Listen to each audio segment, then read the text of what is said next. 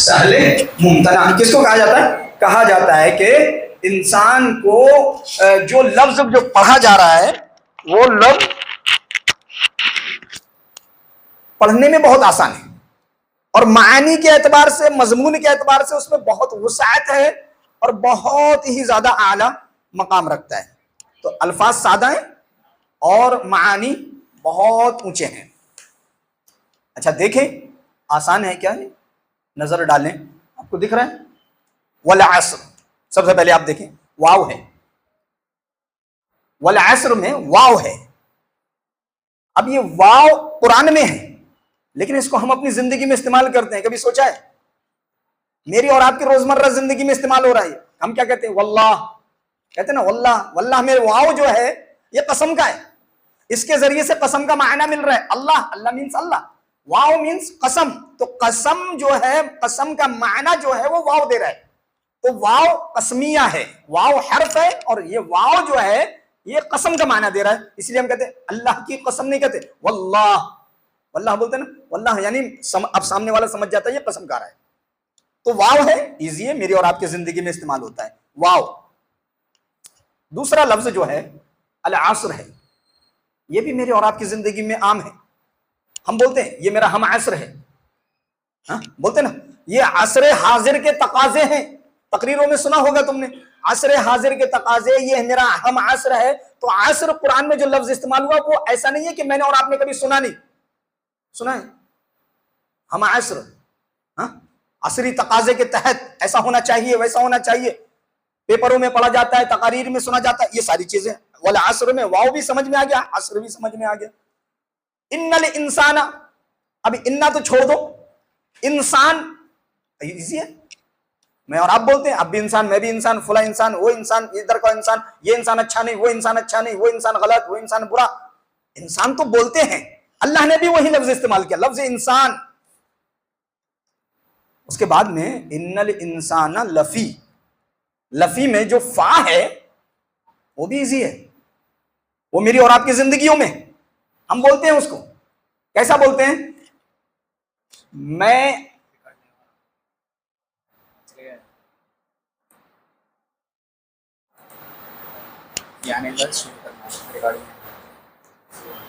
Sheikh time नहीं है ना,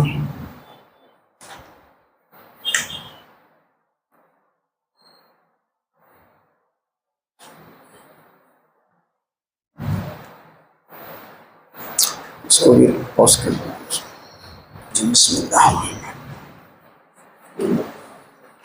जी, बात चल रही थी कि इस सूरत के अंदर जो लफ्ज़ इस्तेमाल किए अल्लाह ने वो बिल्कुल इजी हैं, मेरी और आपकी ज़िंदगी में इस्तेमाल होते हैं। जैसे लफ़ी, लफ़ी में जो फ़ा है वो मेरी और आपकी ज़िंदगी में इस्तेमाल होता है। हम क्या कहते हैं? माफ़ी ज़मीर अदा करना, यानी माफ़ी ज़मीर, माफ़ी जो कुछ भी, फ़ी में ज़मीर यानी दिल में, कहते ना तुम्हारे दिल में जो है वो बोलो। एक मुकर्रिर है, तकरीर करने वाला, उसके ताल्लुक से ये कहा जाता है कि वो अपना माफी ज़मीर बहुत अच्छा से अदा किया, यानी दिल में जो चीज है उसे बाहर निकलना। तो फा वहां भी मेरी और आपकी रोजमर्रा की जिंदगी में इस्तेमाल होता है। लफी, इन्नल इंसाना लफी खुस्र, खसारा इस्तेमाल होता है ना, बहुत खसारे में हूं मैं, बहुत नुकसान में हूं मैं। खसारे का लफ्ज भी इजी है, सब समझते हैं इसको। उसके बाद में वतवासौ, वसीयत का लफ्ज है, मैं और आप करते हैं ना वसीयत, उसकी वसीयत, इसकी वसीयत, वसीयत लफ्ज सुने हैं, बिल हक, हक की वसीयत भी सुने। और उससे पहले आमनु का लफ्ज इस्तेमाल आया, इन्नल लज़ीना आमनु, तो ईमान का भी हवाला मैं और आप एक दूसरे को देते रहते हैं। मतलब यह है कि इस सूरत के अंदर अल्लाह ने जितने भी लफ्ज इस्तेमाल किए हैं वो सब आसान है, इजी है, कोई मुश्किल नहीं, कोई तकलीफ नहीं पढ़ने में, कोई हार्ड लफ्ज नहीं है, सारे के सारे आसान है। साबित यह हुआ कि यह सूरत सहले मुमतना की एक आला मिसाल है। ये मालूम हो गया, ये सूरत सहल है और सहले मुमतना है। और सहले मुमतना किसको कहा जाता है? हमने अभी बताया कि अल्फाज तो सादा हैं लेकिन मानी और मजमून बहुत ऊंचा है, ये मतलब है इसका। अब इसके बाद तर्जमा देखें आप, ये चीजें जहन में रखें और अगर कॉपी पेन है तो उसको लिख लें, आगे इंशाल्लाह जिंदगी में काम आएंगी ये चीज। अब तर्जमा देखें, अल्लाह रब्बुल आलमीन ने कहा वल अस्र, कसम है जमाने की, अल्लाह ने कसम खाई जमाने की, उसके बाद कहा इन्नल इंसान लफी खुस्र, बेशक इंसान खसारे में है, नुकसान में है। अच्छा, इंसान खसारे में है बोलेंगे या इंसान खसारे में है बोलेंगे? क्या बोलेंगे? है और हैं बोलेंगे, क्योंकि बहुत सारे हैं ना, सारे इंसान। इन्नल इंसान लफी खुस्र, इंसान बेशक इंसान खसारे में है, घाटे में। उसके बाद देखें अल्लाह रब्बुल आलमीन ने फरमाया इल्लल्लज़ीना आमनू व अमिलुस सालिहात, सारे लोग खसारे में, सारे लोग घाटे में नहीं, सिवाय उन लोगों के जो ईमान लेकर आए, अमल सालिह किए, और वो लोग जो आपस में एक दूसरे को हक और सब्र की वसीयत करते हैं। ये तर्जमा है। अब इस सूरत की अहमियत के बारे में इमाम शाफई रहमहुल्लाह के बारे में एक कौल नकल किया जाता है, उनकी तरफ मंसूब करके कहा जाता है, इमाम शाफई रहमहुल्लाह ने फरमाया कि कौल है उनका कि अगर अल्लाह रब्बुल आलमीन कुरान मजीद की और 113 सूरतें नाजिल ना करके सिर्फ एक ये सूरत नाजिल कर देता तो भी इंसानों की भलाई के लिए चीज काफी होती। इतनी बड़ी बात, 113 सूरतें एक तरफ और ये सूरत एक तरफ, अल्लाह रब्बुल आलमीन सिर्फ एक सूरत नाजिल कर देता तो इंसानों की कामयाबी, इंसानों की भलाई, इंसानों को जन्नत मिलने के लिए ये चीज काफी हो जाती, ये चीज काफी है। एक ये कौल है, एक और कौल है, बाज सलफ का ये कौल है। कौल क्या है कि जब दो सहाबी आपस में मिलते थे, जब दो सहाबी आपस में मिलते थे तो सलाम होता था, अलैक सलैक होती थी, अस्सलामु अलैकुम व रहमतुल्लाह, खैरियत, अल्हम्दुलिल्लाह, ये सब बातें होती थी। फिर उसके बाद में जितनी भी बातें होती थी, खैरियत, इसका उसका, जितनी भी जो भी गर्ज से जो आता था वो बातें होती थी। और जब आखिर में जब जुदा होते थे तो जुदा होने से पहले ये सूरत एक दूसरे को सुना दिया करते थे। जब जुदा होते थे तो जुदा होने से पहले ये सूरत एक दूसरे को सुनाते थे। वला अस्र इन्नल इंसान लफी खुस्र इल्ला लल्लज़ीना आमनू व अमिलुस सालिहात। क्यों सुनाते थे? क्योंकि वतवासौ बिल हक वतवासौ बिस सब्र। मोमिन आपस में एक दूसरे को हक की वसीयत करता है और सब्र की वसीयत करता है। तो जाते मिलने के वक्त में सलाम अलैक सलैक, और जब जुदा होते थे तो जुदा होने के वक्त में एक दूसरे को हक की और सब्र की वसीयत करने के ताल्लुक से वो जहन में रखते हुए इस सूरत को तिलावत करते थे एक दूसरे के सामने। ये बात मालूम हो गई? दो कौल हुए, एक इमाम शाफई रहमहुल्लाह का और एक बात सलफ का। ये कौल है कि सहाबा के बारे में एक दूसरे से जब जुदा होते थे तो ये सूरत एक दूसरे को सुनाते थे। अच्छा, हम ये देखते हैं कि अल्लाह रब्बुल आलमीन ने सबसे पहले कसम खाई इस सूरत के अंदर। सबसे पहले अल्लाह ने कसम खाई, और कसम के बारे में एक चीज बहुत गहराई के साथ अपने दिमाग में बिठाने की जरूरत है। कसम कुरान मजीद में बहुत सारी जगह अल्लाह ने कसम खाई, और पता नहीं कितनी चीजों की अल्लाह ने कसम खाई, तकरीबन हर चीज की अल्लाह ने कसम खाई, जिसकी भी अहमियत है अल्लाह ने उसकी कसम खाई। तो कसम के बारे में हमें एक बात ये जान लेना है कि एक होता है मुक़सम और एक होता है मुक़सम बिही। एक होता है कसम खाने वाला और एक चीज होती है जिसकी कसम खाई जा रही है वो। इस सूरत में मुक़सम कौन है? अल्लाह। मुक़सम बिही कौन है? जमाना। तो अल्लाह कसम खाने वाला, मुक़सम जिसकी कसम खाई जा रही है वो कौन है? मुक़सम बिही। तो अल्लाह रब्बुल आलमीन यहां कसम खाया जा रहा है और जमाने की कसम खा रहा है अल्लाह रब्बुल आलमीन, और इस फ़िअल को कसम कहते हैं। कसम का माना, अब जो कसम खाई गई ना, इस चीज को मैं बहुत गौर से ये बात कहना चाहता हूं कि इस चीज को आप समझें, आप जहन में बिठाएं, कलम भी चलाएं और समझें, आपको मालूम होगा। कसम का माना आप डिक्शनरी में देखें, आप कसम के माने जब डिक्शनरी में देखेंगे तो कसम का माना होता है काटना। कसम का माना क्या होता है? हकीकी माना क्या होता है उसका? काटना।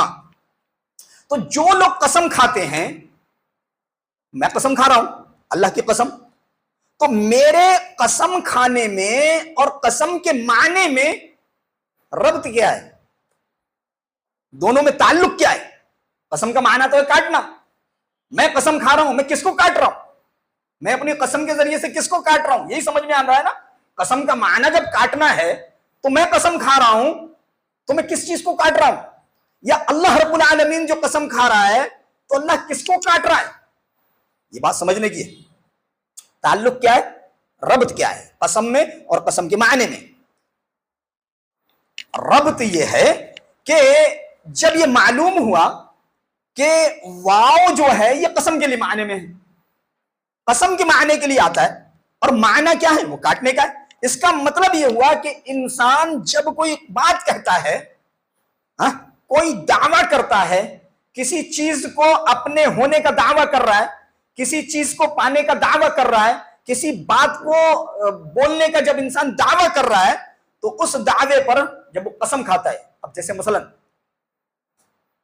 अल्लाह, मैं यहां से उठकर नीचे गया, सामने वाले को डाउट है, मैं कसम खा रहा हूं, मैंने दावा किया, उसके बाद मैंने कसम खाई। तो दावा कर रहा है, कसम खाने वाला दावा कर रहा है, और उस दावे पर जब वो कसम खाता है तो इसका मकसद क्या होता है जानते हैं, उस कसम के जरिए से जिसके सामने वो कसम खा रहा है उस इंसान के दिल में शक और शुबा जो भी है वो कट जाए मेरी इस कसम के जरिए से। कसम का माना काटना, और कसम के जरिए से इंसान क्या काटता है, जिस चीज पर वो दावा कर रहा है, जिसके सामने दावा कर रहा है, उसके दिल में अगर शक और शुबा आ रहा है तो उस शक और शुबे को वो काट दे। अभी मैंने कहा मैं नीचे जा रहा हूं, आप नहीं मान रहे, आपके दिल में शक है, आप नहीं मान रहे, आपके दिल में शक है। अब उस शक को काटने के लिए मैं कसम खा रहा हूं। कसम का माना काटना। कसम इंसान क्यों खाता है, सामने वाले के दिल में अगर कोई शक और शुबा है तो वो शक और शुबा दूर हो जाए। कसम का माना काटना, और कसम में ये रब्त है। समझ गए, बात समझ में आई। कसम का माना क्या होता है और कसम में और उसमें रब्त क्या होता है। अब एक चीज और समझे, कसम का माना देने के लिए अरबी जबान में कुछ हर्फ आते हैं, कुछ हुरूफ आते हैं अरबी जबान में कसम का माना देने के लिए। कौन कौन से हैं, एक तो यही है वाव। वाव कसम के माने में है। कितनी जगह अल्लाह रब्बुल आलमीन ने वाव के जरिए से कसम खाई, वल्लैलि इज़ा यग़शा वश्शम्सि वज़ुहाहा वत्तीन वज़्ज़ैतून वतूरि सीनीन वहाज़ल बलदिल अमीन। कितनी जगह अल्लाह रब्बुल आलमीन ने वाव के जरिए से कसम खाई। वाव ये बतलाता है कि मैं कसम का माना देता हूं। वाव में कसम का माना है।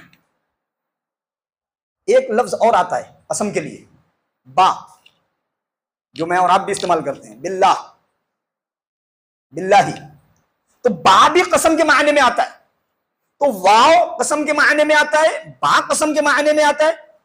एक लफ्ज और आता है कसम का मायने देने के लिए, और वो क्या है, ता। गोल ता नहीं, लंबी वाली ता, लंबी वाली ता। और इसका सबूत कुरान मजीद में कोई ऐसी दलील है? जी हां, बिल्कुल है।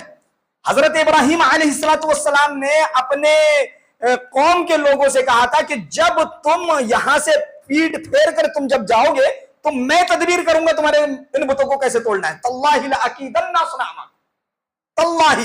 तो ये ता जो है ये कसम का मायना देता है, और हकीकतन ये ता भी वाव ही था। कभी कभी वाव ता से बदलता है, कभी कभी जहां बिल्ला होता है वहां कभी कभी वाव बा से बदलता है, और वाव तो वाव है ही। तो मतलब यह हुआ कि कुरान मजीद के अंदर कसम का मायना देने के लिए 3 हर्फ आते हैं, एक वाव, एक बा और एक ता। इनके जरिए से इंसान कसम खाता है। कसम का हकीकी मफहूम क्या है, इसको समझें। कसम का हकीकी, अब कसम के बारे में, कसम और कसम का मायना मालूम हुआ, अब कसम का हकीकी मफहूम क्या है इसको समझें। इसको समझ लेंगे तो कुरान में जहां जहां अल्लाह ने कसम खाई है सब जगह आपको समझ में आ जाएगी बात। एक जगह समझे, सारी जगह पर यह चीज समझ में आने वाली है। अच्छा, कसम का हकीकी मफहूम यह है कि इंसान गवाह बनाता है।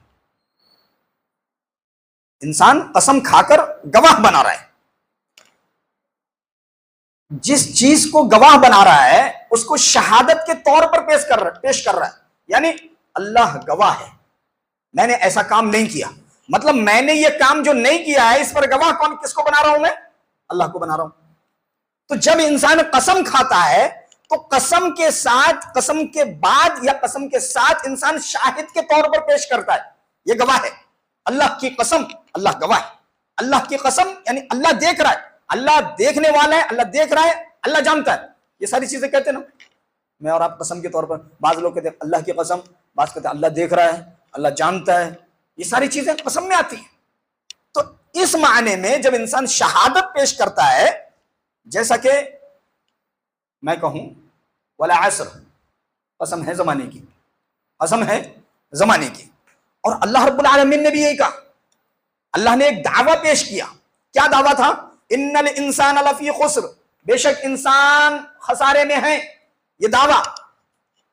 और इस दावे की शहादत किससे दी? वल असर, यानी इंसान खसारे में है और इसका गवाह जो है वो जमाना है। जमाना गवाही देगा कि इंसान खसारे में, जमाने के लोग बतलाएंगे कि इंसान खसारे में। यह मतलब है कि अल्लाह रब्बुल आलमीन ने पहले एक दावा किया, इन्नल इंसान लफी खुस्र, इंसान खसारे में है, और इसकी दलील क्या है? वल असर, जमाना गवाह है इस बात पर, जमाना शाहिद है इस बात पर। तो अल्लाह रब्बुल आलमीन दावे के साथ दलील दे रहा है, यह मतलब है वल असर इन्नल इंसान लफी खुस्र। दावा है इन्नल इंसान लफी खुस्र, बेशक तमाम इंसान घाटे में है। ये एक दावा है, सबूत के तौर पर, दलील के तौर पर अल्लाह रब्बुल आलमीन ने जमाने की कसम खाई, गोया के जमाने को शाहिद बनाया अल्लाह रब्बुल आलमीन ने। और ये जमाना बतलाएगा कि इंसान खसारे में है, और बता रहा है, जमाना बता रहा है इंसान पहले भी खसारे में था, इंसान आज भी खसारे में। और अल्लाह रब्बुल आलमीन से अगर दूर रहेगा तो हमेशा खसारे में रहेगा। तो एक बात मालूम है, कसम के बारे में बहुत सारी बातें हमने सुन ली, और मैं समझता हूं इंशाअल्लाह हमारे जहन में भी ये बात हमेशा के तौर पर जहन में बैठ गई है। अब आइए लफ्ज आसर जो है इस पर बात करते हैं। वाव समझ में आ गया, वल आसर। तो अब आसर पर आते हैं, आइन स्वादरा, आसर। असर का मतलब क्या होता है? हाँ, असर का मतलब होता है जमाना। जैसे यहां अल्लाह रब्बुल आलमीन ने कहा कि वल असर, कसम है जमाने की। लेकिन कुरान मजीद आप पढ़े, आपको मालूम होगा कि जमाने का माना देने के लिए एक लफ्ज और आया है, और वो लफ्ज कौन सा है? दहर। लफ्ज कौन सा है? वो दहर। और उस एक लफ्ज के नाम पर अल्लाह रब्बुल आलमीन ने पूरी सूरत नाजिल फरमाई, सूरत दहर। तो दहर के माने भी जमाना, असर के माना भी जमाना। क्या फर्क है भाई? दोनों में फर्क क्या है? फर्क हम बताएंगे। अल्लाह रब्बुल आलमीन ने जो दहर कहा ना, उसकी दलील क्या दी? हल अता अलल इंसानि हीनुम मिनद दहरि लम यकुन शैअन मज़कूरा। अल्लाह रब्बुल आलमीन ने फरमाया क्या इंसान के ऊपर एक वक्त ऐसा नहीं आया जिस वक्त में वो कोई काबिले जिक्र चीज नहीं था? क्या कहा? इंसान के ऊपर एक ऐसा वक्त भी आया जिसमें इंसान कोई काबिले जिक्र चीज नहीं था, काबिले जिक्र शय नहीं था, यानी कोई हैसियत नहीं थी, था ही नहीं। अब अगर कोई ये कहे कि इंसान सबसे पहले आया, गलत। अल्लाह ने इंसान से पहले बहुत सारी चीजों को पैदा किया, इंसान तो बाद में आया। इंसान बाद में आया, अल्लाह ने उससे पहले बहुत सारी चीजों को अल्लाह रब्बुल आलमीन ने पैदा कर दिया। तो अब यहां पर हमें मालूम हो रहा है हीन और अद्दहर, एक जमाना ऐसा आया, ये जमाना है, ये समझे आप? दहर के माने जमाना, दोनों में। अच्छा, दहर के जो लफ्ज है इसको सामने रखते हुए हदीस में आपके सामने रखता हूं। अन अबी हुरैरा रज़ियल्लाहु तआला अन्हु क़ाल क़ाल रसूलुल्लाह सल्लल्लाहु अलैहि वसल्लम क़ाल अल्लाहु अज़्ज़ वजल यूज़ीनी इब्नु आदम। अल्लाह रब्बुल आलमीन फरमाता है, अल्लाह, अबू हुरैरा रज़ियल्लाहु तआला अन्हु रावी है, कहते हैं नबी करीम सल्लल्लाहु अलैहि वसल्लम ने फरमाया, अल्लाह रब्बुल आलमीन फरमाता है, यानी यह हदीस कुदसी है, अल्लाह फरमाता है, यह हदीस कुदसी है। अल्लाह क्या कहता है? यूज़ीनी इब्नु आदम, इब्ने आदम मुझे तकलीफ पहुंचाता है, मुझे इब्ने आदम दुख पहुंचाता है। क्यों? यसुब्बुद्दहर, जमाने को गाली देकर। यसुब्बुद्दहर, यहां भी दहर से मुराद जमाना। तो अल्लाह रब्बुल आलमीन फरमाता है कि इब्ने आदम मुझे गाली देता है इसलिए कि वो जमाने को गाली देता है, और जमाना मैं हूं। व अना दहर, जमाना तो मैं हूं। बियदिल अम्र, तमाम उमूर मेरे हाथ में है। उक़ल्लिबुल लैल वन नहार, मैं दिन को लाता हूं, मैं रात को लेके चला जाता हूं, मैं फिर दिन को लाता हूं, ये दिनों का उलट फिर ये सब मेरे हाथ में है, तमाम उमूर का मालिक मैं हूं। अल्लाह रब्बुल आलमीन ने भी इस हदीस के अंदर क्या कहा? दहर मीन्स जमाना। तो दहर की बात आई। एक होता है जमाने का माना देने के लिए असर, एक होता है जमाने का माना देने के लिए अद्दहर। और दहर अल्लाह रब्बुल आलमीन ने कुरान में भी इस्तेमाल किया जमाने का माना देने के लिए, और अल्लाह रब्बुल आलमीन ने हदीस में भी दहर का लफ्ज इस्तेमाल किया माना जमाना देने के लिए। अब इससे ये बात मालूम हो गई। अब सवाल यह है, अल्लाह रब्बुल आलमीन ने कहा कि वह अना दहर, मैं दहर हूं, यानी मैं जमाना हूं। तो अल्लाह के नामों में तो कहीं दहर नहीं है, नहीं है ना? पढ़े हैं अल्लाह के 99 नाम जो आपने पढ़े हैं, किस किस ने पूरे पढ़े हैं? सही सही बोले आप। किसी ने पढ़ा है अल्लाह के? अल्लाह, हाँ, अल्हम्दुलिल्लाह अल्हम्दुलिल्लाह। अल्लाह का एक नाम जो है अल्लाह, ये जाती नाम है अल्लाह का। उसके अलावा जितने भी नाम हैं सारे के सारे सिफाती नाम हैं, और उन सिफाती नामों में कहीं भी दहर नहीं है। तो फिर अल्लाह ने क्यों कहा वाना दहर, मैं दहर हूं, मैं जमाना हूं? क्यों कहा अल्लाह रब्बुल आलमीन ने? तो इसका जवाब उलमा ने दिया। उलमा ने कहा ये जो अल्लाह रब्बुल आलमीन ने कहा कि वह अना दहर, मैं दहर हूं, ये दहर मजाजन है, हकीकतन नहीं है। मजाजी तौर पर अल्लाह रब्बुल आलमीन ने कह दिया। कैसे? जैसे कि कहते हैं कि ना माल, मेरा माल। तो ये जो अल्लाह ने माल की इजाफत, हम जो कहते हैं ना मेरा माल मेरा माल, मेरा माल है ही नहीं, वो तो अल्लाह ने मजाजी तौर पर कहा कि तुम्हारा माल है। हकीकतन माल किसका है? अल्लाह का है। तो ये जो मजाजी तौर पर अल्लाह रब्बुल आलमीन ने कहा कि अद्दहर, ये मजाजी तौर पर है। सबब क्या है? क्यों कहा गया ये मजाजी तौर पर? इसका कोई सबब है? हाँ जी, जमाने जाहिलियत में अरबों में एक बहुत मशहूर चीज क्या थी? वो ये थी कि जब भी उनकी यहां कोई मुसीबत आती थी, उनको तकलीफ आती थी, बीमारियां आती थी, उनका माल हड़प कर लिया जाता था, माल खत्म हो जाता था, कोई मर गया, तो क्या कहते थे? जमाना ना कामयाब हुआ है, जमाने कामयाब नहीं हुआ, नाकाम हो गया जमाना। तो ये जो अपनी तकलीफ और अपनी मुसीबत को जमाने की तरफ मंसूब करते थे, तो अल्लाह रब्बुल आलमीन ने मजाजन अपने आप को दहर कहा, अपने आप को जमाना कहा। ये बात समझ में आई? वरना जमाना तो अल्लाह की जुमला मखलूकात में से एक मखलूक है। जमाना क्या है? अल्लाह की जुमला मखलूकात में से एक मखलूक है जमाना। तो ऐसी इस हदीस का जो हमने अभी बयान की, इस हदीस का हासिल ये निकला कि जमाने को गाली देना गोया कि अल्लाह रब्बुल आलमीन को गाली देना है। जमाने को बुरा भला कहना गोया कि अल्लाह रब्बुल आलमीन को बुरा भला कहना। क्यों? क्योंकि जब उसके फाइल को, फेल को जब गाली दोगे, फेल को जब बुरा भला कहोगे, तो उस फेल का जो करने वाला है फाइल, वो गाली उसको लगेगी। अब जैसे मिसाल ले लो, एक मोबाइल है, इस मोबाइल की मैं इसके बारे में बोल रहा हूं, अच्छा नहीं है, बुरा है, ऐसा है, वैसा है, ये है, वो है, और इसको बनाने वाला सामने खड़ा है। किसको बुरा लगेगा? इसको बुरा लगेगा? मोबाइल को बुरा लगेगा? नहीं लग सकता। बुरा किसको लगेगा? इसका जो बनाने वाला है उसको बुरा लगेगा, क्योंकि वो सुन रहा है।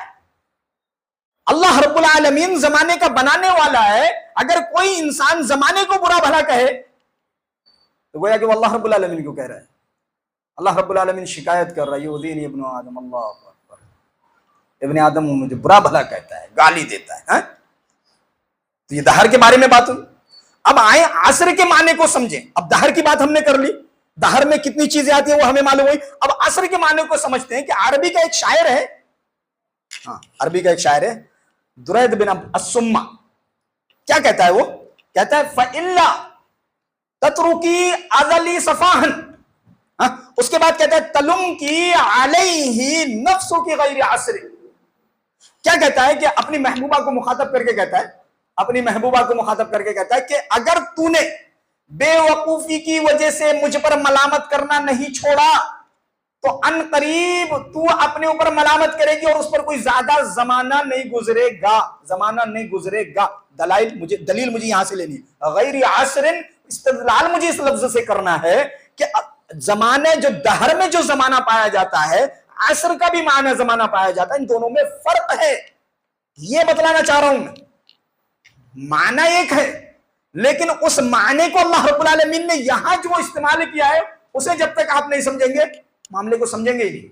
इसीलिए जरूरी है। तो यहां पर भी शेर के अंदर शायर कहता है कि तू मेरे ऊपर जो अफसोस करेगी, उस पर ज्यादा जमाना नहीं गुजरेगा। पता यह चला कि दहर और असर के माने में फर्क। अब वो फर्क क्या है? वो फर्क यह है कि जबकि माना तो दोनों एक ही देते हैं, जमाने का ही माना दे रहे हैं, तो दोनों के मानों में फर्क यह है कि दहर के अंदर मजमूइयत है, जमाना है लेकिन मजमूई तौर पर। असर का माना जो है वो इजाफी है, इजाफत आगे बढ़ता है।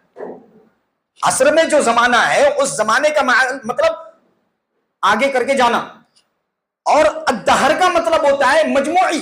मतलब ऐसे समझे आप, एक चादर यहां से लेकर वहां तक फैला दी, इसमें जो भी वक्त लगा है वो दहर, उसमें जो भी वक्त लगा वो दहर। अब सुबह जा रही है, शाम आ रही है, दिन गुजर रहा है, ये गुजर रहा है ना वक्त। ये जो चादर फैलाई गई है, ये है, मौजूद है, हाँ, लेकिन जो दिन और रात जो गुजर रहे हैं, ये असर है। ये गुजरने वाला वक्त मुराद है, और दहर से मुराद रुका हुआ वक्त मुराद है। दोनों में ये फर्क है, और इस फर्क को आप समझेंगे तो आगे इंशाल्लाह बहुत ज्यादा आपको मदद मिलेगी।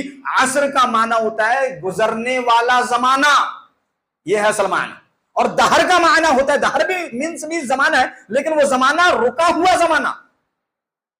ऐसे करके लिखें आप, दहर मीन्स रुका हुआ जमाना, रुका हुआ वक्त।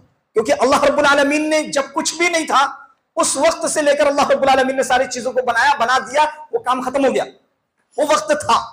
अब उसी रुके हुए वक्त को अल्लाह ने जमाना कहा, हल अता अलल इंसान हीनुम मिनद दहर, कि एक वक्त ऐसा था कि इंसान कुछ भी नहीं था। लेकिन यहां जो कहा कि वल असर, जमाने की कसम इंसान खसारे में, ये जो असर है, इसका माना जमाना जो खिसक रहा है, गुजर रहा है, सुबह आती है, शाम होती है, जिंदगी यूं ही तमाम होती है। तो असर का माना समझ में आ गया? अच्छा, अल्लाह रब्बुल आलमीन ने इसी गुजरते हुए वक्त की मिसाल खाई, कसम खाई, इसी गुजरते हुए वक्त। जो वक्त इंसान की जिंदगी से जा रहा है, अल्लाह रब्बुल आलमीन ने उसकी कसम खाई। कसम है, क्यों कसम खाई अल्लाह रब्बुल आलमीन ने, ये बात भी समझेंगे हम। अच्छा, अल्लाह ने कसम क्यों खाई, इसको समझने से पहले, इससे पहले जो सूरत है ना, उसको दिमाग में लाइए। इंशाअल्लाह जब वो सूरत आएगी तो उस पर भी हम बहस करेंगे, लेकिन मुख्तसर तौर पर मैं बात को बताकर आगे बढ़ता हूं। अल्लाह रब्बुल आलमीन ने जो सूरत जो इस सूरत से पहले जो सूरत है वो कौन सी है? सूरतुल तकासुर। उसमें क्या है? उसका जो मजमूई उन्वान है तकासुर है। माल की हवस, ज्यादती, ओहदे की ज्यादती, मनसब की ज्यादती, माल की, औलाद की, ये जो सब ज्यादती है, उस ज्यादतियों को बयान करने के बाद अल्लाह कसम खा रहा है जमाने की। समझे?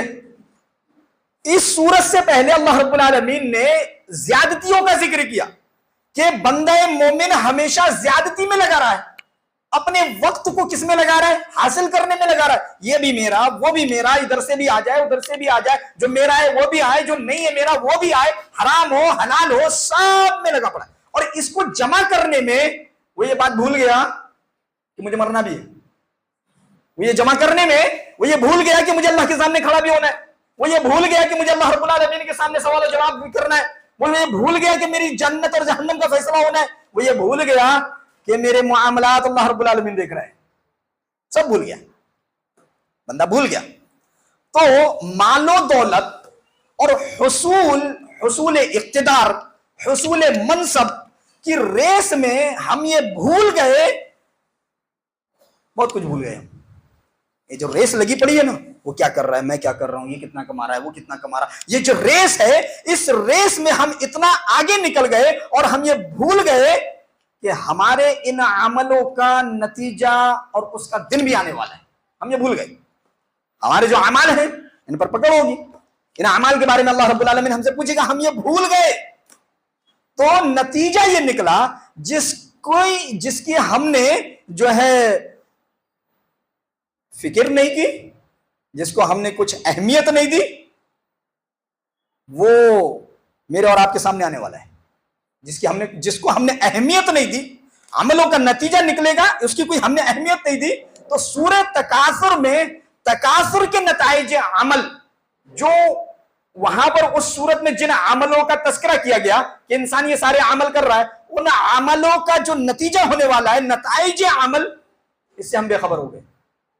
अमल के बाद नतीजा, और नतीजे से हम बेखबर, अमल करते जा रहे हैं, नतीजा क्या होगा उसका इल्म नहीं, उसके बारे में हमारा गौर नहीं, हमारी फिक्र नहीं है, हमारी सोच वहां तक नहीं जाती। तो नताइज अमल से बेखबरी को बयान किया जा रहा है, अच्छा देखें, बताया यह जा रहा है कि ऐ गाफिल इंसान।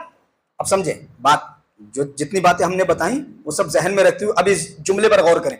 बताया यह जा रहा है कि ऐ गाफिल इंसान, जरा होश में आ, जरा होश में आ। जमाना गुजरता जा रहा है, जमाना गुजरता जा रहा है और तू गाफिल है।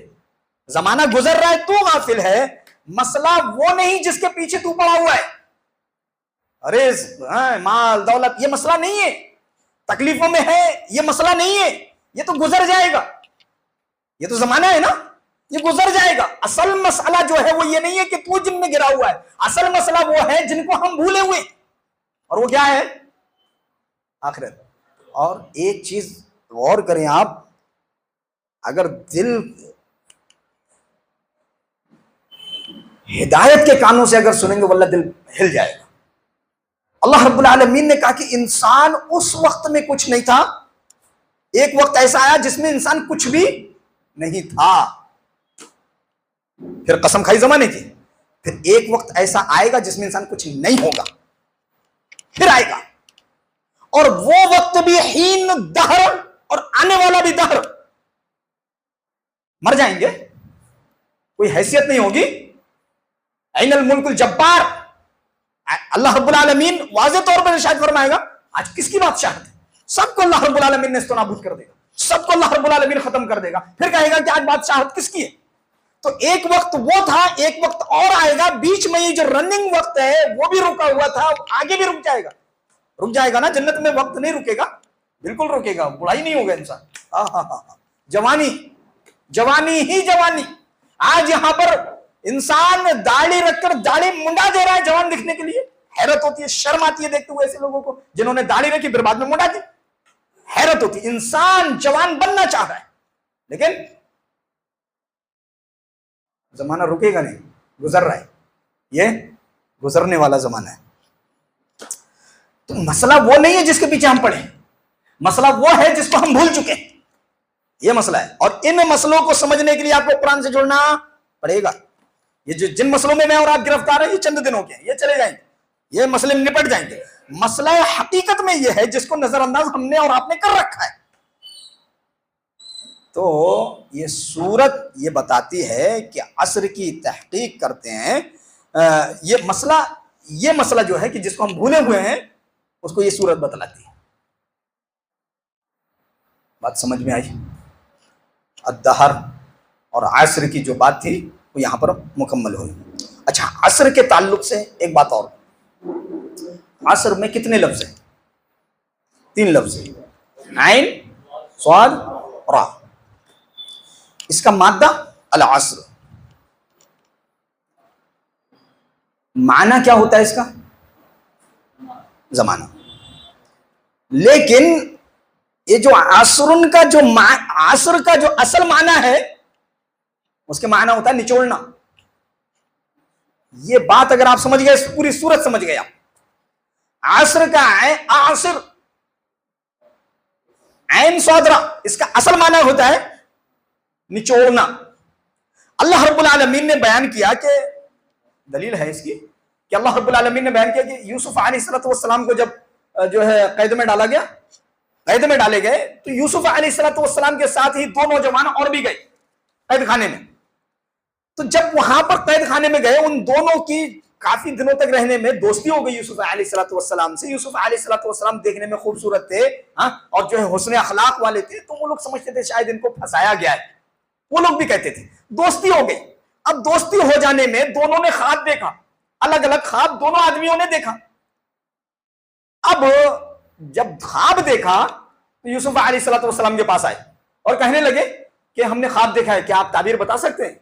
कि हाँ बता सकते हैं, आप ख्वाब बयान करो।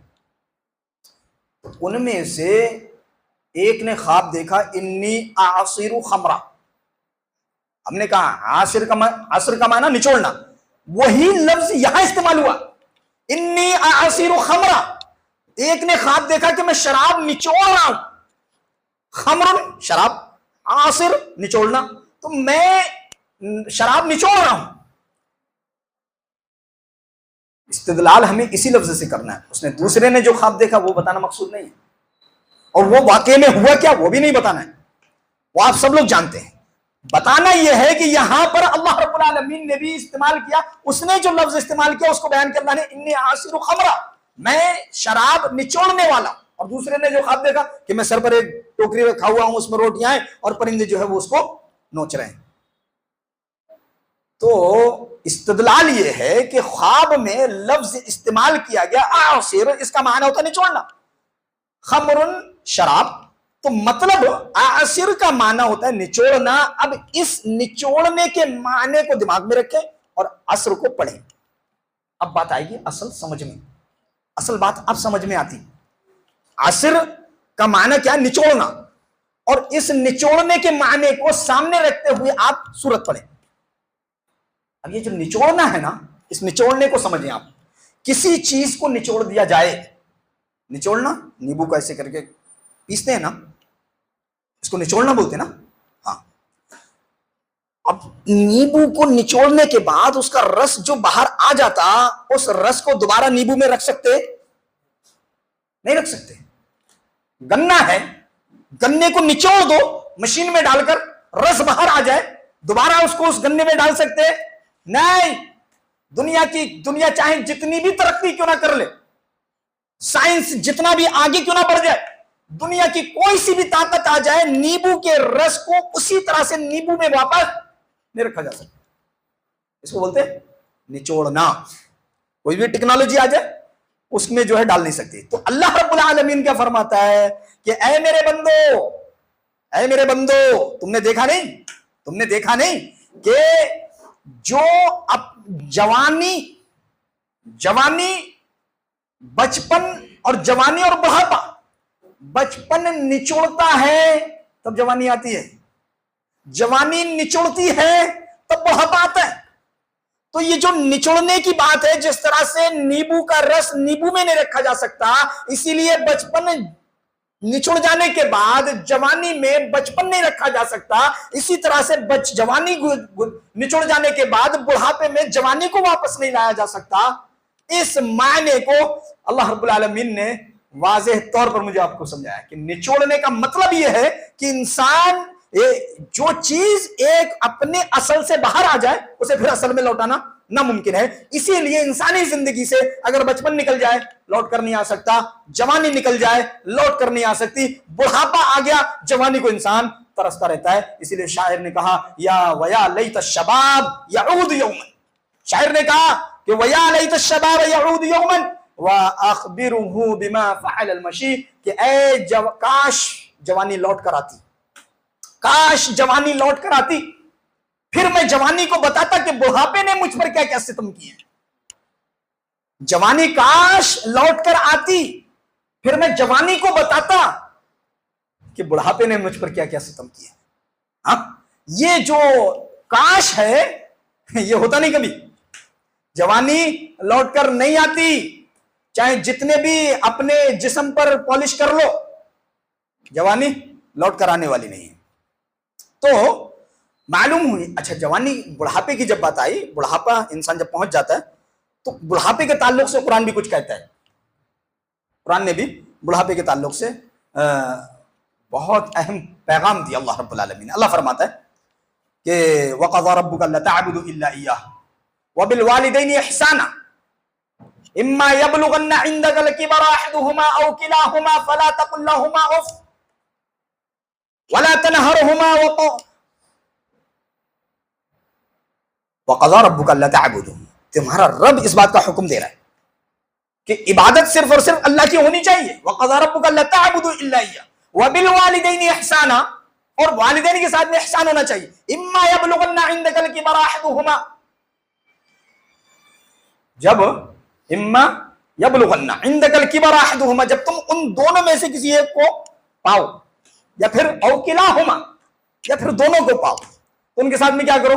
हुस्न सलूक करो, अपने रहमत के बाजू उनके लिए खोले रखो, और फिर दुआ करो रब्बिरहमुमा कमा रब्बयानी सगीरा, कि अल्लाह रब्बुल आलमीन जैसे बचपन में इन्होंने मेरे साथ में हमदर्दी की, वैसे ही तो इनकी भी देखभाल कर, हमदर्दी कर इनके साथ। ये अल्लाह रब्बुल आलमीन ने तज़किरा किया। अब यहां पर एक नुक्ता जहन में रखें, इम्मा यबलुगन्ना इंदकल किबरा अहदुहुमा औ किलाहुमा, ये दो लफ्ज हैं। अहदुहुमा यानी उन दोनों में से एक, औ किलाहुमा या दोनों, उन दोनों में से किसी एक को पाओ, हुस्न अखलाक का मुजाहरा करो, और दोनों को पाओ तो हुस्न अखलाक का मुजाहरा करो। ये तरतीब सही है? ये तरतीब सही है? अल्लाह ने जो कहा एक को पाओ या दोनों को पाओ, होना तो ये चाहिए था कि दोनों को पाओ, और दोनों नहीं है तो फिर एक जो है उसकी करो, ये होना चाहिए था। लेकिन अल्लाह ने पहले एक को बयान किया, अहदुहुमा। ये बात याद रखना, हमेशा जिंदगी में याद रखना, अल्लाह ने पहले एक का तस्करा किया, बाद में दोनों का। इसका मतलब क्या है जानते हैं? इसका मतलब यह है कि एक बूढ़ा है, एक बूढ़ी है, दोनों मियां बीवी हैं, औलाद है, औलाद की तरफ से उसको गम मिलेगा, औलाद की तरफ से उसको तकलीफ मिलेगी, औलाद उसको सताएगी, घर में मारेगी, खाने पीने के लिए नहीं देगी। तो वो जो औलाद से मिलने वाला गम है, दोनों मिलकर आपस में एक दूसरे को सुनाकर बांट सकते हैं। दोनों आपस में एक दूसरे का गम सुन सकते हैं, बता सकते हैं कि मेरे बेटे ने मेरे साथ में ऐसा किया, मां कहेगी बेटे ने ऐसा किया, बेटे के बच्चों ने ऐसा किया, आपस में एक दूसरे से सुनाकर गम को बांट सकते हैं। लेकिन अगर एक है दोनों में से, और औलाद अगर उसको सताए, किसके पास सुनाएगी अपना दुखड़ा? किसको सुनाएगा वो अपना गम? ये हिकमत है। अल्लाह रब्बुल आलमीन ने पहले एक का तज़किरा किया कि अगर एक है तो ज्यादा खिदमत करो उसकी, क्योंकि वो ज्यादा मजबूर है। अगर दोनों हैं तो दोनों की तो करना ही करना है, लेकिन अगर दोनों में से कोई एक है, क्योंकि उसके पास उसका साथी नहीं है, उसके गम को सुनाने वाला। आप जब गमगीन होते हैं, आपके पास कोई आपका अपना आकर बैठ जाए, आपके दिल को सुकून मिलता है, गम बताकर उसको सुनाकर सुकून मिलता है, वो नहीं है वहां पर। तो अल्लाह रब्बुल आलमीन ने पहले अहदुहुमा कहा, उसके बाद औ किलाहुमा कहा। समझ गए मतलब? बात समझ में आई? अल्लाह ने ऐसा क्यों कहा पहले एक बाद में दो?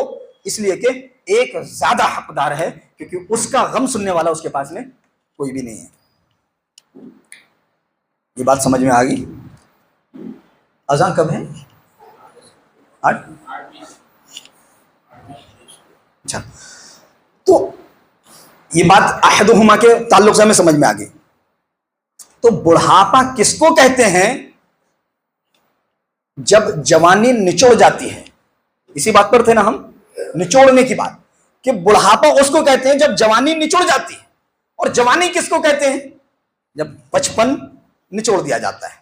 तो जवानी निचुड़ी तो बुढ़ापा आया, बचपन निचुड़ा तो फिर जवानी आई। अब दोबारा असल शय में चीज लौट कर नहीं जाती जब निचोड़ दी जाती है।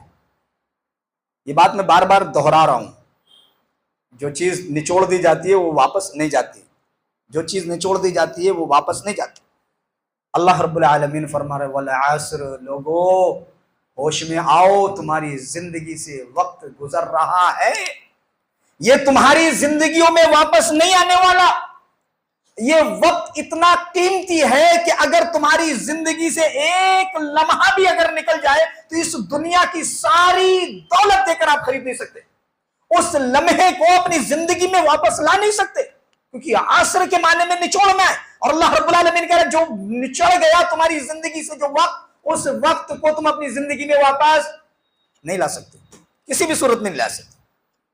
इतनी कद्र वाली चीज है ये, इतनी कीमती चीज है ये वक्त, जिसको कहा जाता है वल्लाह इतना कीमती शय है ये वक्त कि जिसकी कोई कीमत नहीं।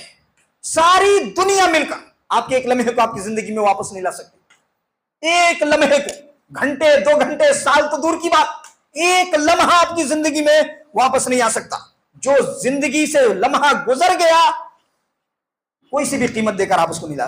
जानते हैं एक हकीकत और बताता हूं, दुनिया के अंदर हर चीज खरीदी जा सकती है, जानते हैं हर चीज खरीद सकते हैं आप। आपके पास में इतना सोना था, लुट गए, बर्बाद हो गए, बाद में खरीद सकते हो उसको। हीरे थे आपके पास में, लुट गए, बर्बाद हो गए, बेच दिया आपने, उसको फिर खरीद सकते आप। बिजनेस था, खत्म हुआ, उसको फिर खड़ा कर सकते हैं। तो दुनिया की कितनी भी कीमती चीज हो उसे हम दोबारा खोने के बाद हासिल कर सकते हैं, सिवाय वक्त के। वक्त एक ऐसी कीमती चीज है जिसको इंसान अगर उसकी जिंदगी से निकल जाता है तो फिर वो इंसान की जिंदगी में वापस नहीं आता। तो अल्लाह रब्बुल आलमीन हमें इशारा कर रहा है कि लोगों खबरदार हो जाओ, तुम्हारी जिंदगी से वक्त निचोड़ रहा है।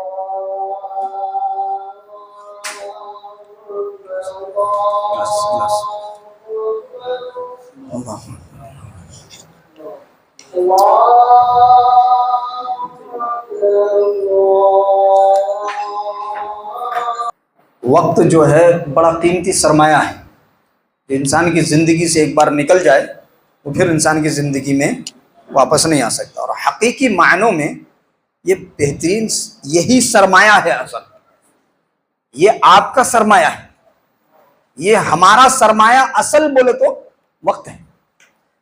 और लेकिन हैरत के साथ ये बात कहनी पड़ती है कि इसी सरमाए की मैं और आप हिफाजत नहीं करते, इसी सरमाए की आप और मैं हिफाजत नहीं करते।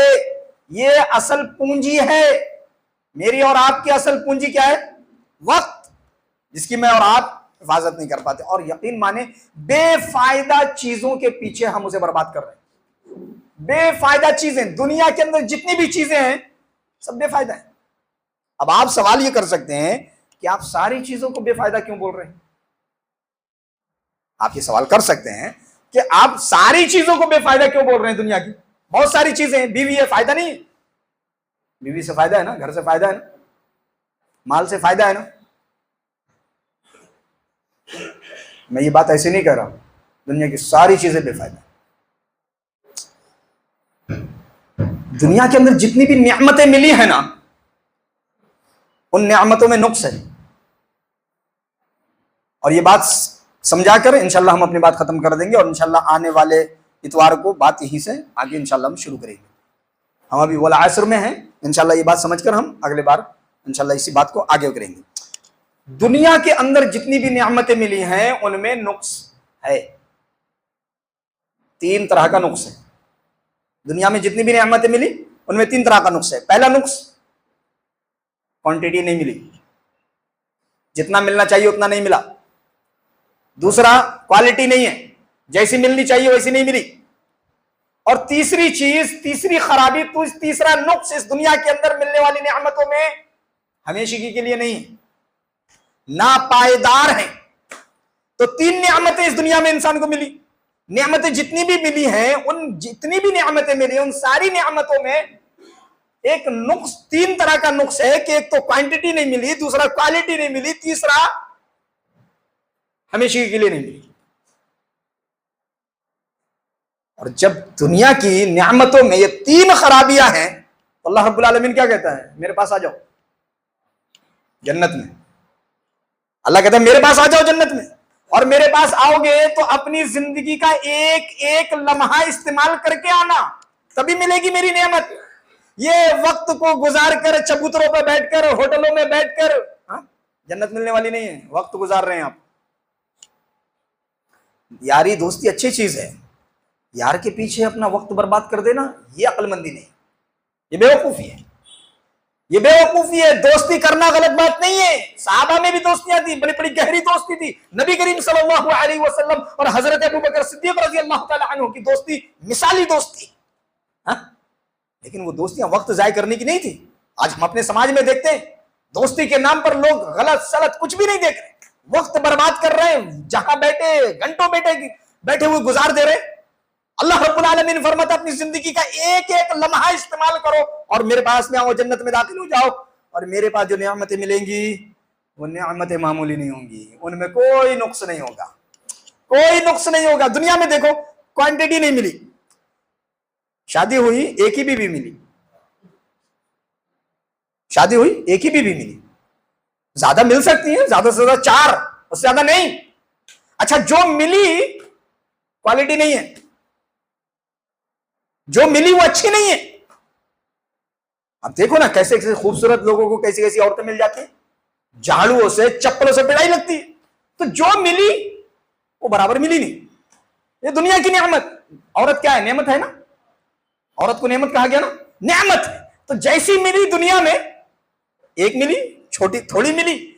अच्छा, क्वांटिटी नहीं थी, क्वालिटी भी नहीं है। अच्छे अच्छे लोगों को काली पीली मिल जाती हैं, गिड्डी मिल जाती हैं, जो नहीं होता है बस शादी किस्मत में लिखी थी, हो गया। अब मैं इसका यह मतलब नहीं है कि अल्लाह रब्बुल आलमीन के फैसले पर मैं उंगली उठा रहा हूं, यह मतलब नहीं है।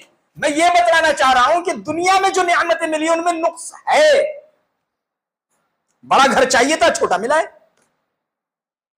आसाइश की चीजें चाहिए थी, मिली नहीं, जो मिली है वो कम है।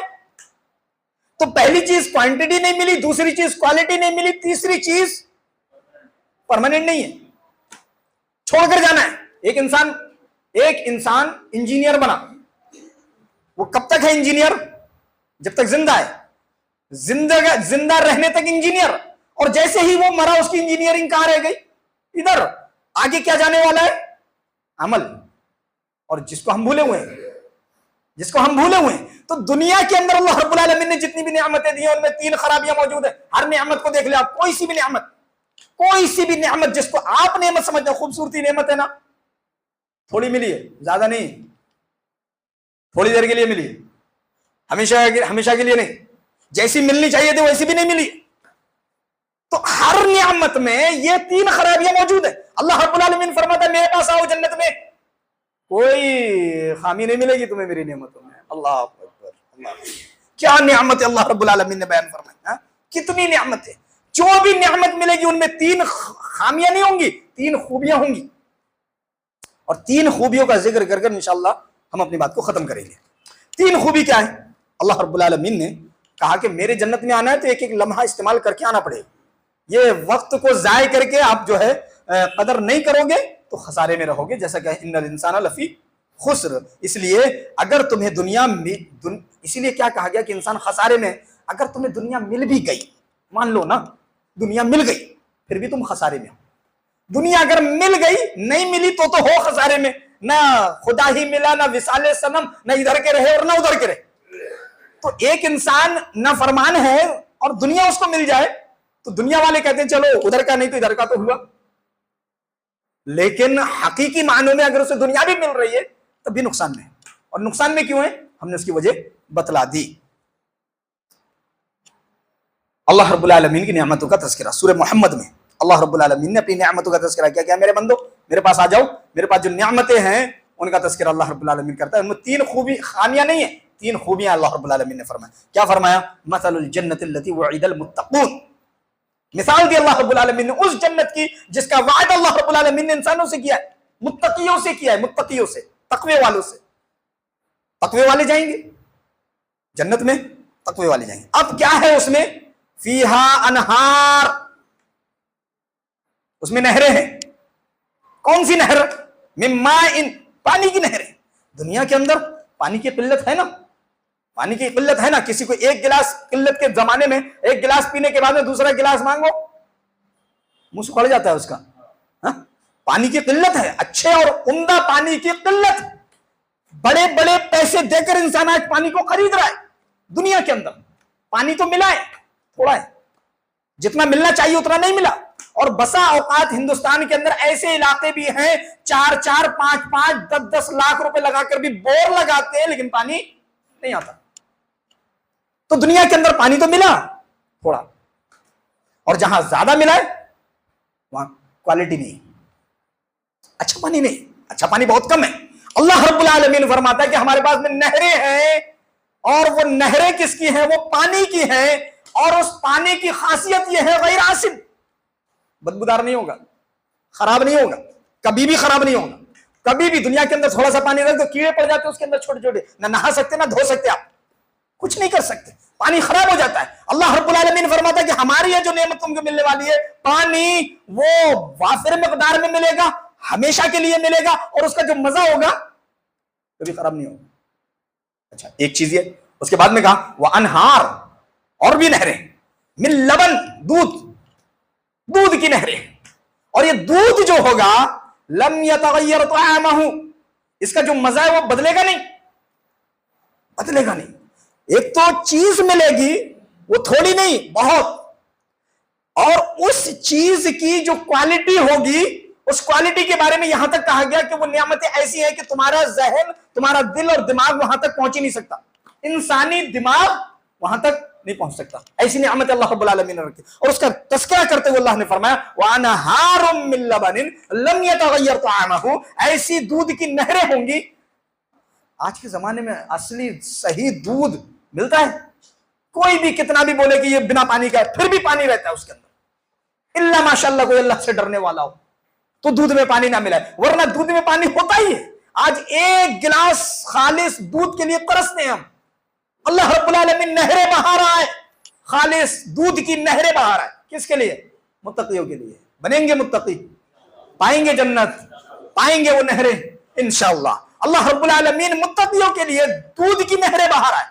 और क्या कहा? 3 खूबियां, खामियां नहीं है, वाफिर मिकदार में, और जो है क्वांटिटी, क्वालिटी, बेहतरीन क्वालिटी, और हमेशगी के लिए। उसके बाद अल्लाह रब्बुल आलमीन ने एक मिसाल और दी, फरमाया कि वह अनहारुम मिन खुमुरिल लज़्ज़तिल लिशारिबीन, और नहरें हैं किसकी?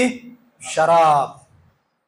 दुनिया के अंदर ठर्रा पीने वाले, खंबा मारने वाले, रोडों पर मरने वाले, नालियों में गिरने वाले, दुनिया के अंदर शराब पीने के बाद दिमाग खराब हो जाने वाला, माँ और बहन और बेटी और बीवी में फर्क न करने वाला ये इंसान, दुनिया की शराब पीने के बाद बहकने वाला।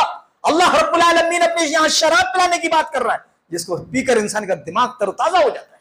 अल्लाह रब्बुल इसी, अच्छा, दुनिया के अंदर जो इंसान शराब पीता है ना, तो मैं पिया नहीं, मैं सुना हूं, मैं देखा हूं। जब इंसान शराब पीता है तो पहली बार में ऐसे करता है क्योंकि पीने के वक्त में उसे कड़वी मालूम होती है। एक शराबी कह रहा है कि भाई जब शराब पीते हैं तो पीते हुए कड़वी लगती है, लेकिन जब अंदर चली जाती है तो बड़ा सुरूर आता है। शराब दुनिया की पीते हुए, कितनी भी महंगी शराब पियो आप, ठर्रा पियो, देसी पियो, घर में बनाकर पियो, वो जब पिएंगे तो क्या होता है? कड़वी लगती है, थोड़ा सा जायका, कसालापन होता है। लेकिन जब वो जिस्म के अंदर चली जाती है तो फिर अपना असल काम दिखाती है। जमाने जाहिलियत में दोस्ती बड़ी मशहूर थी, और दोस्तियों में जब दोस्त जिंदा रहते थे, जाम से जाम टकराते थे, दोस्त सब लोग मिलकर बैठते, उनमें से एक मर गया, एक दोस्त मर गया। अब उसके बगैर शराब नहीं पीना है, उसकी कब्र पे जाते थे, सारे दोस्त बैठते थे, उसका भी एक गिलास निकालते थे, शराब निकाली और सबने अपनी अपनी पी ली और उसकी कब्र में लौट दी। तो शराब दुनिया के अंदर जब इंसान पीता है, उसका दिमाग आसमानों में चला जाता है। एक फकीर इंसान भी बादशाह बन जाता है। तू मेरा भाई, तू मेरा ये, ऐसी ऐसी बातें करने लगता है। अल्लाह रब्बुल आलमीन क्या कहता है? दुनिया, जन्नत में आओ, हम शराब पिलाएंगे, ऐसी शराब जिसको पीकर इंसान का दिमाग बहकेगा नहीं, जिसको पीकर इंसान तरोताजा हो जाएगा। मिन खम्रिल लज़्ज़तिल लिशारिबीन। तो दुनिया की शराब पीने के बाद थोड़ी कड़वी लगती है, वो शराब पीने के बाद में कड़वी नहीं लगेगी, वो मिठास आएगी। वो ऐसे नहीं करेगा, इंसान पीता रहेगा। और ऐसा है कि एक बार पीने के बाद, जब दुनिया के अंदर एक गिलास दूध के बाद दूसरा गिलास आप उसी वक्त पिएंगे, वो मजा नहीं आएगा आपको, दिल भर जाएगा। लेकिन जन्नत के अंदर गिलास पर गिलास टिका हुआ, हर गिलास के बाद दूसरे गिलास में दूसरा मजा। अल्लाहु अकबर, मजा बढ़ता चला जाएगा, आप पीने से पीछे नहीं हटेंगे, मजा बढ़ता चला जाएगा, हर बार में मजा, हर बार में मजा। अल्लाह कहता है मेरी नेमतों में ये खराबियां नहीं है जो दुनिया के अंदर तुम इन खराबी वाली नेमतों के पीछे तुम इन नेमतों को बर्बाद कर रहे हो। ये बददिमागी है, ये बेवकूफीपन है।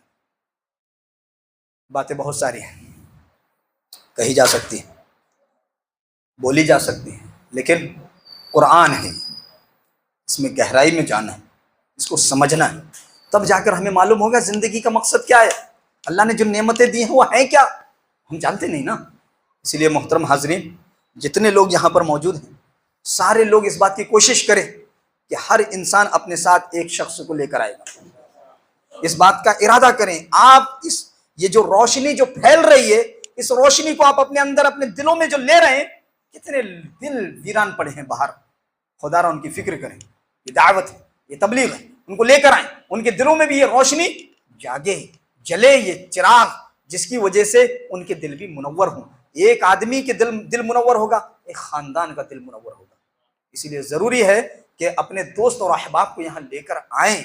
यहाँ मेरी अपनी बात नहीं है, यहाँ कुरान की बात है, यहाँ कुरान समझना है, अल्लाह का कलाम है, यह आपके लिए है, मेरे लिए, आपके लिए, तो लिहाजा समझने की जरूरत है। और दूसरी बात, जैसा कि शुरू में कही गई कि एग्जाम हमने अब तक जितना भी पढ़ा है, 3rd नबी तकरीबन जो सूरह हुए हैं, उसको